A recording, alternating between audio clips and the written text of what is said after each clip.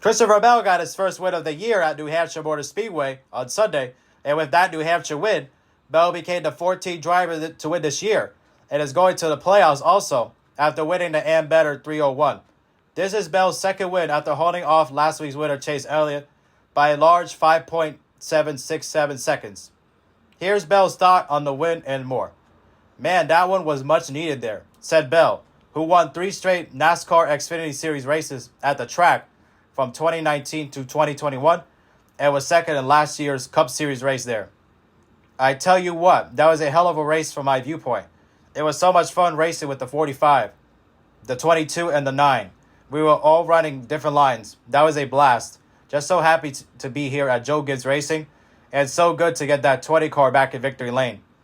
Winning Cup races is hard," he also said with a smile and thanked the crowd. "Just seems like we've been close than we have been falling off a bit last week. I was talking to my best friend and I told him, earlier in the year, I felt we were right on the verge of winning. Then the last couple of weeks, I felt like we were pretty far away. But here we are today." Elliott, who finished second, talked about what he needed more to beat Bell and more, courtesy of USA Network. Just do a better job again. Same conversation as Road America, unfortunately. So just, I feel like just a poor run of execution on my end, throughout that last round. I mean, I feel like it took me a while to get past Joey and the 45, and had to run a little harder than I wanted to, and then got in front of those guys and just made a couple mistakes and couldn't get much breathing room. So Christopher did a good job. Congrats to those guys. I know they stay close to winning, so that's cool. But obviously for us, we were in a position where guys at this level really should close out a race if you got the lead like that. So just poor effort on my part. Here is Elliott also talking about how he's in position after having 4 straight top 2 finishes and more, also courtesy of USA.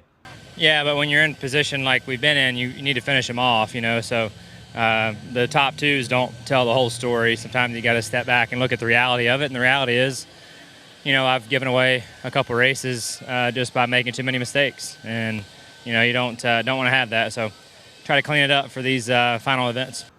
Bubba Wallace, who drives the 2311 Racing Toyota, finished third in what was his second top 5 of the year and his first top 10 since Kansas. Spoke about his run and more, also on USA. Yeah, I'm just proud of the team, proud of myself, proud of everybody at the shop. They brought I'm going to give them a decent DraftKings Toyota Camry TRD. It didn't handle that great, but it had speed, and so we knew that. And so just the mental preparation, had to set yourself up for a long day, and we did. Had no idea where we were running there at the end. I knew it was inside the top 5, but just tire management there at the end, and we were able to capitalize. So just proud of everybody. Happy. It's been hell for me the last month, and so good to come out with a top 5. Wallace was also asked if the race turned out the way he expected or surprised and more, also on USA. No, this sport humbles you, so there's really no surprises, right? You just you got to keep the task at hand and be mindful of your surroundings and just do your job. As long as you do that, you never know if you can end up with a top 3 or 20th or whatever it may be. You just stick true to your path. Bell's Joe Gibbs Racing teammate Martin Truex Jr. finished 4th, and after him was Kevin Harvick of Stewart-Haas Racing. Truex also won the pole for the race, and looked like he had the dominant car as he won both stages and led a race-high 182 laps, which included the first 95 laps. A 2-tire pit stop for him and Harvick, with about 100 laps to go, set them back as they fought back from outside the top 10 to finish in the top 5. Truex's teammate Denny Hamlin finished 6th. Brad Keselowski finished, which was 7th, which was his best run for RFK Racing. Trackhouse Racing's teammates Ross Chastain and Daniel Suarez finished 8th and 9th respectively. 2311 Racing's Kurt Busch finished 10th. With Chastain getting his 14th top 10 and Ryan Blaney finishing 18th, there were changes in the Cup Series standings. Chastain moved into 2nd place and is behind Elliott by 67 points for the regular season championship. Blaney is now 3rd and still winless. Truex is also looking for a win, as he is now the last driver in, which is 16th, and Harvick is behind Truex by 68 points. Harvick is also looking to win this year also. Other notable finishers include Kyle Busch 12th, Kyle Larson 14th, Joey Logano 24th, and Alex Bowman 36th respectively. The next Cup Series race will be the M&M's Fan Appreciation 400 at Pocono Raceway for next Sunday at 3 p.m. Eastern Time on USA Network, NBC Sports app, MRN, and SiriusXM. What a well-earned win by Bell, especially. It's been a long time coming for him, especially how he's had a lot of struggles this year, especially with tires. He's on pit road. Bubba Wallace has had that as well. So good run for both guys. Shout out to them. And the fact is, Bell actually, and Wallace ended up switching pit crew members as well because of how bad Wallace has been on the pit stops and everything, how he's gone off on his crew on the radio. And as a result, swapped with Bell because Bell's also had tire problems as well and loose wheels and everything like that on pit road. So good for Bell, well-deserved win.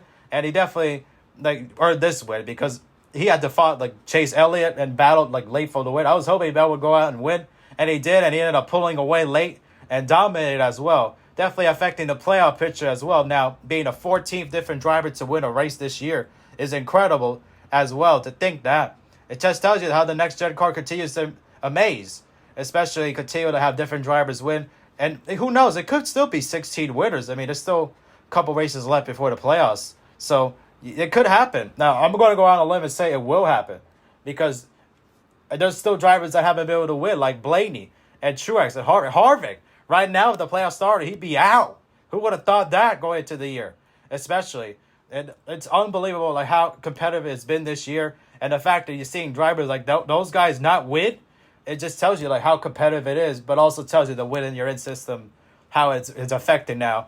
And the fact is, if there is more than 16 winners, a driver who wins will end up being out as well. So it'll be probably by that point we'll be sorted by points. So, but I don't know if we'll get over 17. I don't think it'll get over 17, over 16.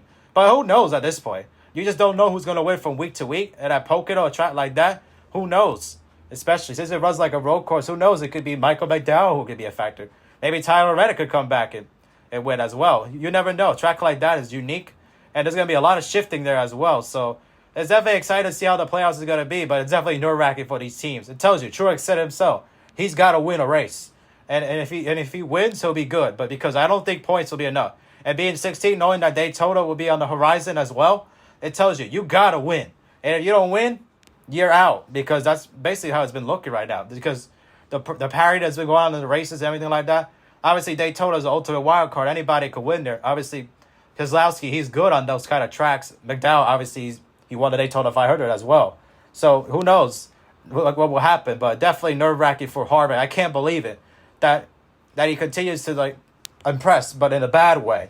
The fact that he continues to be driving he did nothing wrong. He ran well, and even though the two-tire strategy wasn't the best call, but he still had a top five, and he still lost in the end of the day because of the fact that Bell, who was 16th at the time when he won, moved up in the standings, obviously, and that changed everything as well. I also saw a funny moment about Bell. His wife Morgan, Marty Snyder mentioned it on USA about how Bell's not a big fan of the lobster, but his wife is. So that was a cool moment there. And then Bell said in his interview, if you be okay holding the lobster, I guess he has to now. I guess he has to be okay with it now.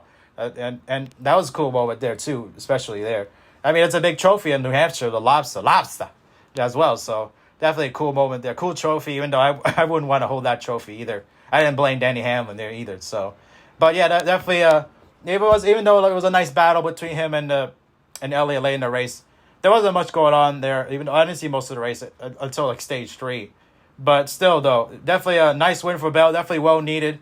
Especially, he claims that he's the best driver at Joe Gibbs Racing. I don't know if I go that far, but who knows? With this year, who knows? Honestly, who would be the best driver? Like I said, because how open the competition has been and everything like that. Just anybody could win any week. But happy for Bell that he finally won, and happy for Bubba as well because he needed this. He's had a tough year. He's had a lot of great runs, but unfortunately, great runs is good. It's nice to have great runs, but you got to finish those great runs. And he finished at New Hampshire, and he was able to do it on a non-super speedway track, which is good for him as well to be able to do that, especially when he's in that type of equipment. He's with 2311 Racing, and he's got to be able to run more consistent, and he knows it. So I expect him now with this top 3, and finishing in there in the top 5 as well. It's for him to get more confidence going forward because he needs it, especially. So we'll see what happens there. Anyways, hope you guys enjoyed. Don't forget to leave a like. And if you are brand new, subscribe. And we'll see you guys in the next video. Peace.